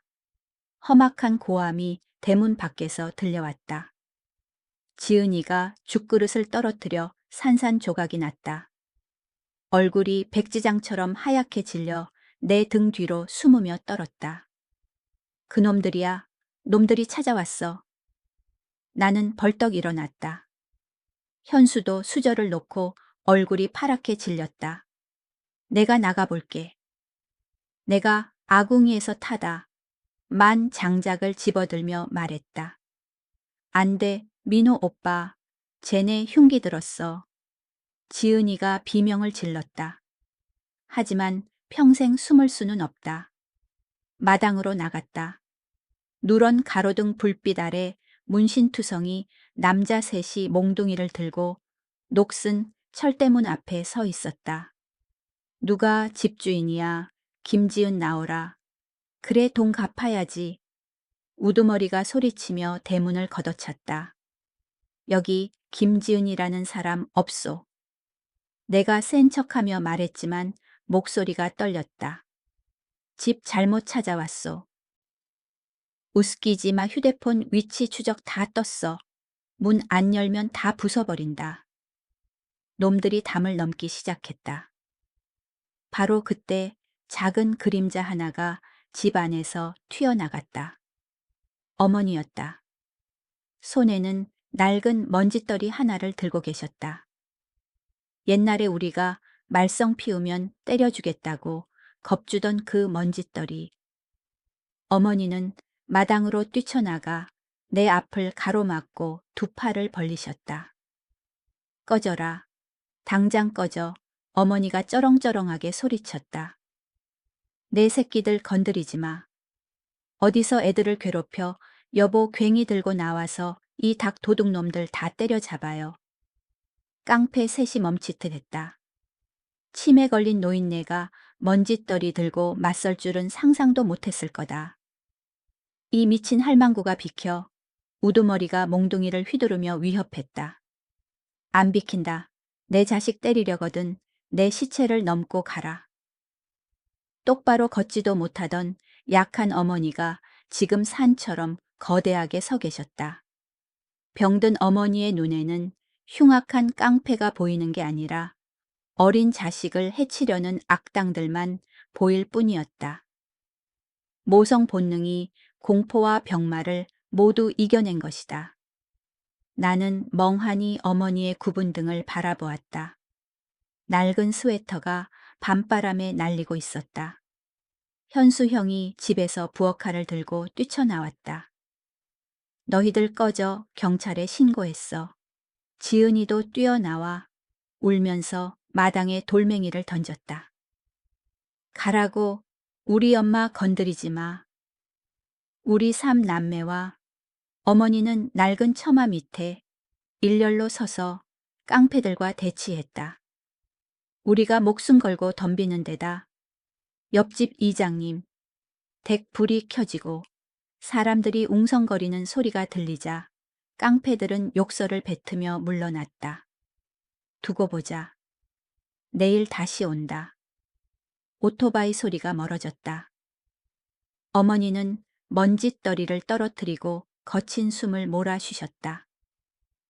뒤를 돌아 나를 보며 걱정스런 눈빛으로 내 몸을 더듬으셨다. 괜찮니? 어디 맞은 데 없니? 안 아파? 저 괜찮아요, 엄마. 나는 어머니를 끌어안고 엉엉 울었다. 이번엔 나 혼자가 아니었다. 현수 형은 칼을 던지고 무릎 꿇고 어머니 다리를 붙잡았고 지은이도 어머니 목을 끌어안았다. 덩치 큰 자식 셋 인생의 패배자. 셋이 정신 오락가락하는 노모를 붙잡고 마당에서 비 오듯 울었다. 어머니는 영문을 모른 채 우리를 하나하나 토닥여 주셨다. 뚝 그쳐라. 아빠가 도둑놈들 쫓아냈어. 들어가서 밥 먹자. 국 다 식겠다. 그날 밤 우리는 어머니 방에 이불을 펴고 다 같이 잤다. 어릴 적 태풍 불어 정전되었던 밤처럼 어머니가 가운데 눕고 셋이 그 주위에 누웠다. 어머니는 코를 골며 깊이 잠드셨다. 민호야, 어둠 속에서 현수 형이 속삭였다. 미안하다. 아까 어머니가 뛰어나가서 너 막아주는 거 보고 생각났어. 옛날에 나 학교 끝나고 오다가 삥 뜯길 때 엄마가 지게 작대기 들고 쫓아왔던 거. 나도 기억나. 지은이가 훌쩍거렸다. 나 자전거 타다 넘어졌을 때 엄마가 나 업고 5km를 뛰어서 보건소 갔잖아. 엄마 발에서 피 나는 것도 모르고. 우린 다 잊고 있었어. 내가 천장을 보며 말했다. 돈 벌겠다고 성공하겠다고 오늘날 우리가 잊게 해준 사람의 희생을 잊고 살았어. 어머니 돈. 현수형이 머뭇거렸다. 나 안 가질래. 나 자수할게. 내가 저지른 일, 내가 책임질게. 나도 안 가질래. 지은이가 말했다. 보석이랑 가방 다 팔면 빚 조금은 갚겠지. 나머지는 식당 설거지라도 해서 갚을게. 엄마 집 하는 건 싫어. 나는 어둠 속에서 미소 지었다. 드디어 그들의 양심이 깨어났다. 아니면 어머니의 위대한 사랑이 우리 영혼의 때를 씻어낸 것일까? 자자, 내가 말했다. 내일 다시 생각하자. 할 일이 많아. 하지만 인생은 그렇게 쉽게 회개를 허락하지 않는다. 다음 날 아침 내가 일어났을 때 어머니는 미동도 하지 않으셨다. 몸이 얼음장 같아졌다. 나는 놀라서 어머니를 흔들었다. 엄마 일어나세요? 대답이 없었다. 맥박이 너무 약했다. 거의 멈춘 것 같았다. 현수형, 지은아, 빨리 일어나. 엄마가 이상해.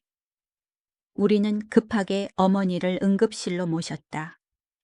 구급차 사이렌 소리가 평화로운 아침을 찢었다. 나는 어머니의 앙상한 손을 잡고 모든 신에게 기도했다. 엄마 제발 우리 두고 가지 마요. 이제 막 왔잖아요. 효도 한번 못했잖아요. 의사가 심각한 표정으로 응급실에서 나왔다. 뇌출혈입니다. 상태가 아주 위독해요. 당장 수술해야 하는데 성공 확률은 10% 미만입니다. 그리고 수술비가 아주 많이 듭니다. 얼마든 낼게요. 제발 살려만 주세요. 현수형이 소리쳤다. 하지만 문제는 의사가 말을 아꼈다. 수술이 성공해도 식물인간으로 평생 사실 수도 있습니다. 가족분들 동의하십니까? 의사의 질문은 사형 선고 같았다. 식물인간 그 강인했던 어머니가 평생 아무것도 모른 채 누워만 계신다고 나는 현수와 지은이를 보았다. 그들의 눈에 극심한 고통과 갈등이 서려 있었다. 그때 내 전화기가 울렸다. 은행 문자였다. 어젯밤 내가 어머니 정보를 이용해 몰래 인터넷 뱅킹으로 잔액 조회를 해둔 게 있었다. 잔액원. 나는 얼어붙었다. 5억 원은 왜 영원이야 급하게 거래 내역을 열었다. 3일 전에 전액이 이체되었다. 받는 사람은 해바라기 고아원. 간호사가 내게 건네준 어머니 외투 주머니에서 꼬깃꼬깃한 송금 영수증이 떨어졌다. 영수증 뒷면에는 어머니의 떨리는 글씨로 딱 한 줄이 적혀 있었다. 돈은 은이요, 정은 금이다. 세상에 돈을 돌려주어 너희를 위해 덕을 쌓는다. 부디 착하게 살아다오. 하늘이 도는 것 같았다. 어머니는 다 계산하고 계셨다. 돈을 남기면 우리가 망가질 걸 아셨다. 어머니는 모든 걸 기부하고 우리에게 딱 하나만 남기셨다. 집과 사랑. 이제 어머니의 생사 갈림길에서 빈털터리에 빚만 남은 우리 3남매는 인생에서 가장 어려운 결정을 내려야 했다.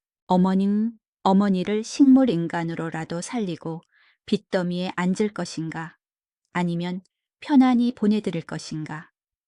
그리고 사라진 5억 원의 비밀.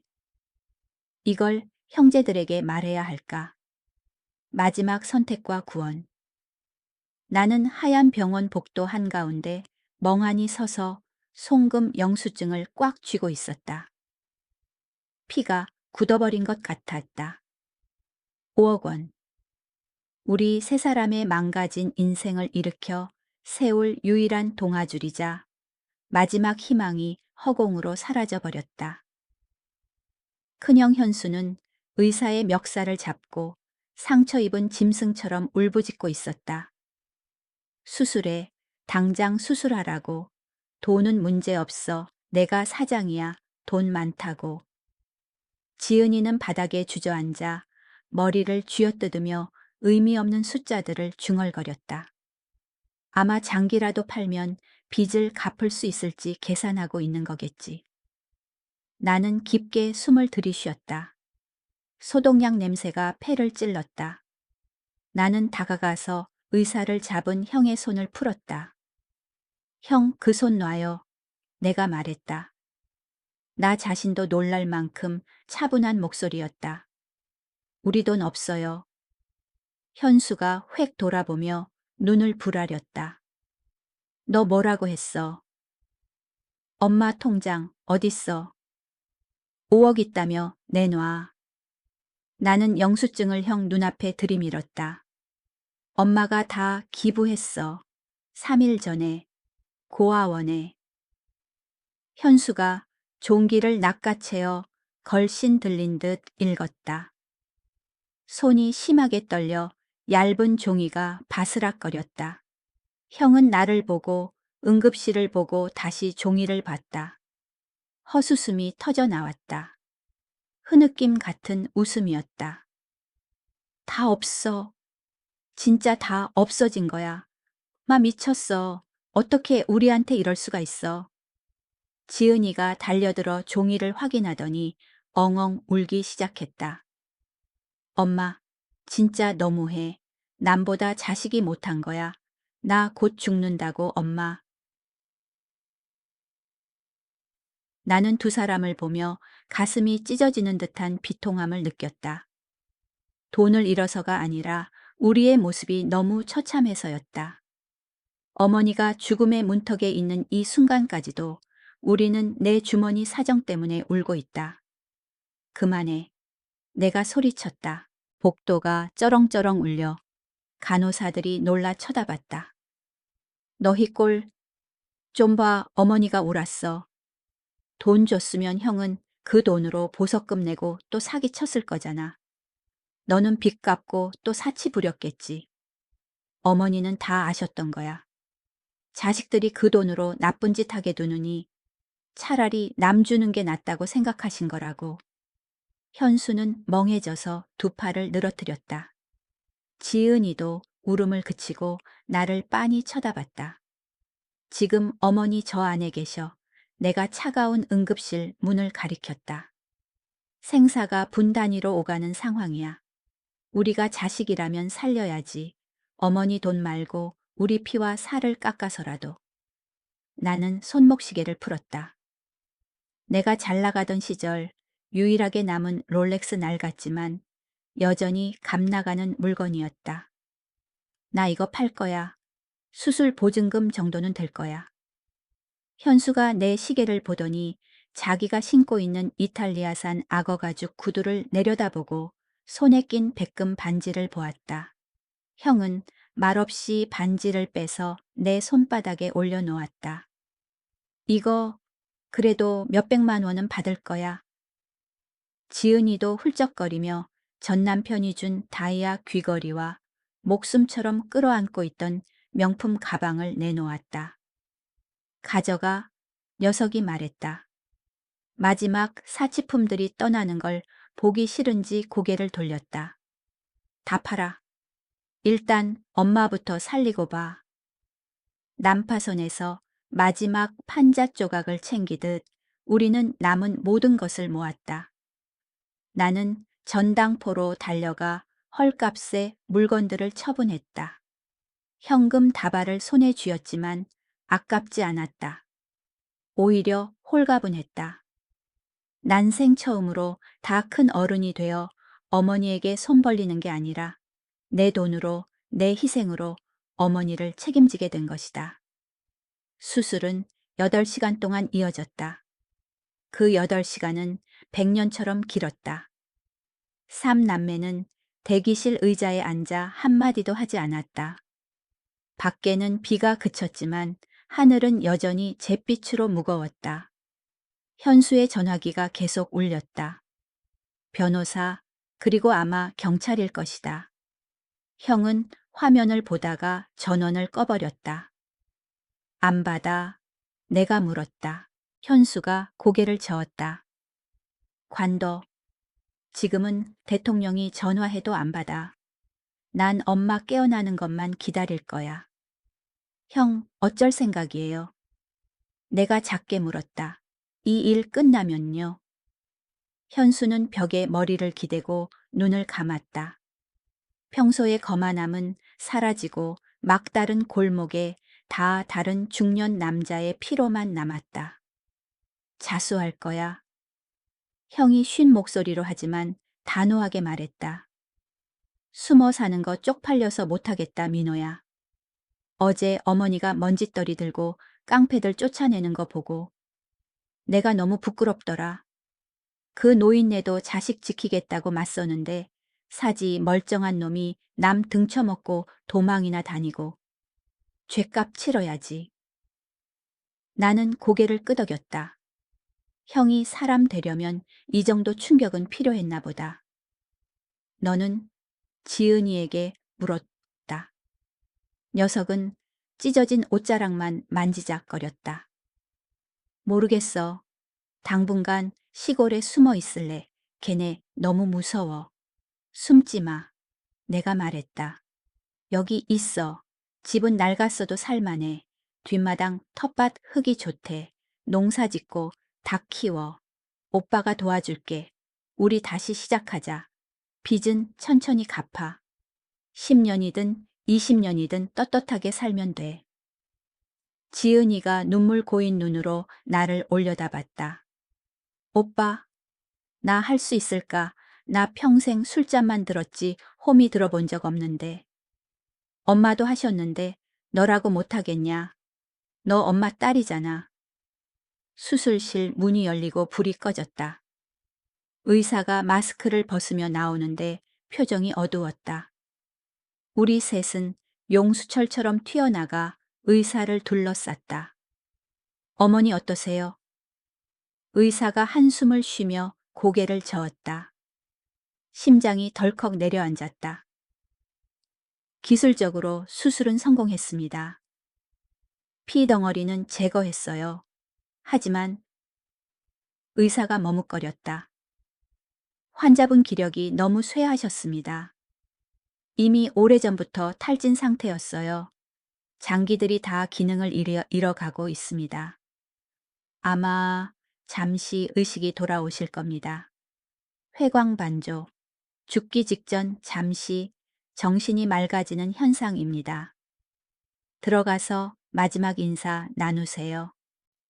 발밑이 꺼지는 것 같았다. 기적은 없었다. 착한 사람이 오래오래 행복하게 살았다는 동화는 없었다. 현실은 잔혹하고 차가웠다. 우리는 중환자실로 들어갔다.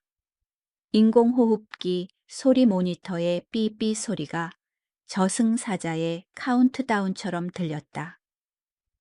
어머니는 수많은 줄에 묶여 처참할 정도로 작아 보였다. 얼굴은 창백했지만 주름이 펴져 있어 이상하게 평온해 보였다. 우리는 침대 곁에 무릎을 꿇었다. 내가 어머니의 차가운 손을 잡아 내 볼에 댔다. 엄마, 저 민호예요. 잠시 후 어머니의 속눈썹이 떨렸다. 천천히 눈을 뜨셨다. 병 때문에 흐리멍덩하던 눈이 아니라 맑고 투명한 눈이었다. 어머니는 우리를 하나하나 보셨다. 퀭한 현수의 얼굴, 꼬질꼬질한 지은이의 얼굴, 그리고 내 충혈된 눈. 너희들 왔구나. 바람 빠지는 듯 약한 목소리였지만 또렷했다. 우리를 알아보셨다. 다 기억하고 계셨다. 네, 저희 왔어요, 엄마. 현수가 꺽꺽 울며 어머니 가슴에 얼굴을 묻었다. 죄송해요. 엄마, 제가 불효자예요. 제가 잘못했어요. 어머니는 힘겹게 손을 들어 형의 머리를 쓰다듬으셨다. 나무 껍질처럼 거친 손이었다. 울지 마라. 아버지가 웃으신다. 사내 자식이 넘어졌으면 그 자리에서 일어나야지. 어머니는 지은이를 보셨다. 우리 딸, 무서워 마라. 집에 가서 살아라. 골목 앞 감나무에 올해 감이 많이 열렸더라. 따서 팔아라. 그리고 나를 보셨다. 그 눈빛에 사랑과 신뢰가 가득했다. 민호야, 침대 밑 상자. 너 주려고 남겨뒀다. 집 팔지 마라. 지키거라. 형제들 돌아올 곳은 있어야지. 약속할게요. 맹세해요. 집 지킬게요. 형제들 돌볼게요. 엄마 가지 마세요. 내가 울부짖었다. 어머니가 미소 지으셨다. 만족스러운 미소였다. 졸리구나. 아버지가 마을 어귀에서 기다리셔 자전거 타고 데리러 오셨네. 어머니는 허공을 바라보셨다. 젊은 날의 남편을 본 듯 눈이 반짝였다. 여보, 나가요. 어머니의 손이 툭 떨어졌다. 모니터의 곡선이 일직선으로 바뀌었다. 삐 하는 경고음이 공간을 갈랐다. 엄마. 우리 삼 남매의 통곡 소리가 병원을 채웠고 창밖에 다시 내리기 시작한 빗소리와 섞였다. 어머니는 가셨다. 내 인생 가장 위대한 여인이 떠났다. 수억 원의 유산 대신 가장 아프고 귀중한 인간의 도리를 남겨주시고 장례식은 옛집에서 조촐하게 치러졌다. 비싼 화환도 요란한 곡소리도 없었다. 작은 제단과 향 영이뿐이었다. 아무도 안 올 줄 알았다. 이웃들은 어머니가 혼자 지내는 것에 익숙했고 도시 친구들은 우리가 망했다는 소식에 연락을 끊었으니까. 하지만 내가 틀렸다. 발인 날 새벽 좁은 골목으로 차들이 줄지어 들어왔다. 고급 승용차가 아니라 낡은 트럭 승합차, 심지어 리어카까지. 수십 명의 사람들이 내렸다. 백발 노인부터 청년 코 묻은 아이들까지. 맨 앞에 인자하게 생긴 중년 여성이 서 있었다. 해바라기 고아원 원장님이었다. 원장님은 충혈된 눈으로 내 손을 잡았다. 민호 씨죠. 은인 가시는 길 배웅하러 왔습니다. 알고 보니 5억 원은 유일한 기부가 아니었다. 지난 20년 동안 어머니는 매달 돈이며 쌀이며 헌 옷가지를 모아 고아원에 보내셨던 것이다. 여기 온 사람들은 어머니 덕분에 자란 고아들, 직원들, 어머니가 도와준 불우한 이웃들이었다. 그들은 국화 한 송이씩을 들고 어머니 영정 앞에 무릎 꿇고 울었다. 친부모 잃은 것처럼. 할머니, 저 대학 붙었어요. 자랑도 못했는데. 할머니, 작년 겨울에 떠주신 스웨터 아직도 입어요. 나와 현수 지은이는 멍하니 서 있었다. 어머니가 외로운 줄 알았다. 어머니가 노망 들어서 돈만 쥐고 있는 줄 알았다. 사실 어머니는 우리 누구보다 부자셨다. 이 초라한 가족보다 수백 배 더 큰 가족을 만들어 두셨던 것이다. 그때 오토바이 소리가 들렸다. 그 깡패들이었다. 지은이가 사색이 되어 떨었다. 조문객들도 술렁거렸다. 우두머리가 야구 방망이를 들고 내렸다. 영정 사진을 보고 우는 사람들을 봤다. 그가 멈칫다. 할머니 돌아가셨어. 예전처럼 험악하지 않았다. 그렇소. 빚 독촉하려면 나한테 하시오. 장례식 망치지 말고. 내가 지은이를 가로막고 나섰다. 우두머리는 나를 보고 어머니의 인자한 사진을 봤다. 그가 한숨을 쉬더니 선글라스를 벗었다. 얼굴에 긴 흉터가 있었다. 옛날에 나도 고아였어. 읍내시장에서 빌어먹고 살았지. 배고파서 만두 훔치려다 맞아 죽을 뻔했는데 이 할머니가 말려주시고 국밥 사주시고 차비 5만 원 쥐어 보내주셨어. 그가 나직이 말했다. 할머니 볼에 있는 점을 기억해.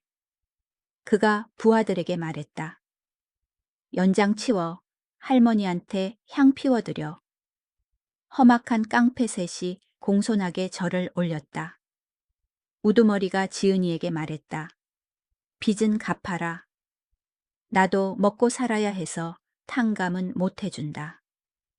하지만 기한은 없다. 생기는 대로 갚아. 이자는 깐다. 할머니 은혜 갚는 셈 칠 테니. 그들은 그렇게 돌아갔다. 지은이가 바닥에 주저앉아 울었다. 엄마 죽어서도 우리를 지켜주시는군요. 엄마의 덕이 악귀도 감동시켰어요. 장례 후 현수 형은 자수했다.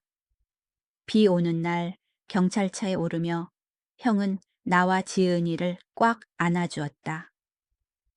나간다. 건강 챙기고 집 잘 지켜라. 죗값 치르고 나와서 지은이가 끓여준 된장찌개 먹으러 올게.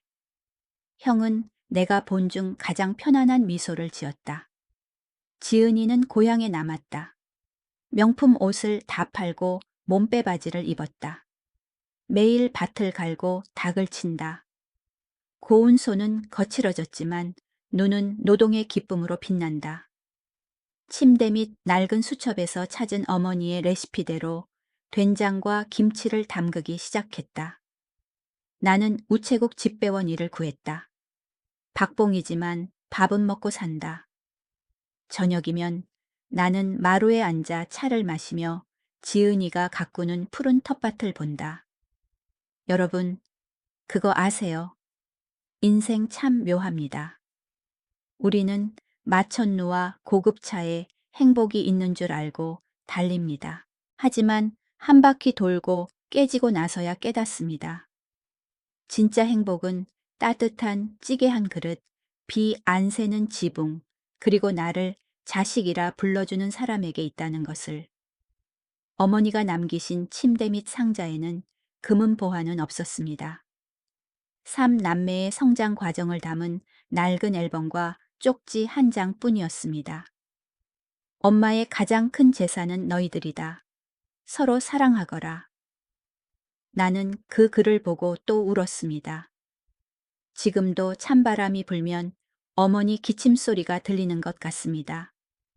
마루에서 채소 다듬는 모습이 보입니다. 어머니는 떠나지 않으셨습니다. 이 집의 흙과 벽돌 속에 스며들어 계십니다. 감옥에 있는 형은 편지에서 죄수들에게 영어를 가르친다고 합니다. 펜트하우스에서는 못 찾았던 평화를 철창 안에서 찾았답니다. 여동생은 어제 담근 된장이 맛있다고 시내에서 주문이 들어왔다고 웃습니다. 어머니와 똑같은 미소로요. 저는 이 이야기를 좋아요나 받으려고 쓰는 게 아닙니다. 단지 한 가지 말씀드리고 싶어서입니다. 어머니가 계시다면 지금 당장 고향에 가세요. 성공할 때까지, 부자 될 때까지 기다리지 마세요. 어머니는 돈을 원하지 않습니다. 당신을 원합니다. 밥상 위, 국이 식고 국을 끓인 사람이 영영 떠나버린 뒤에야 무엇을 놓쳤는지 깨닫지 마시길 바랍니다. 인생 정말 짧습니다. 이만 지으니 밭에 물 주는 거 도와주러 가야겠습니다. 해가 지네요. 실패했던 한 중년 남자의 긴 하소연 들어주셔서 감사합니다. 가족과 함께 평안한 저녁 되십시오.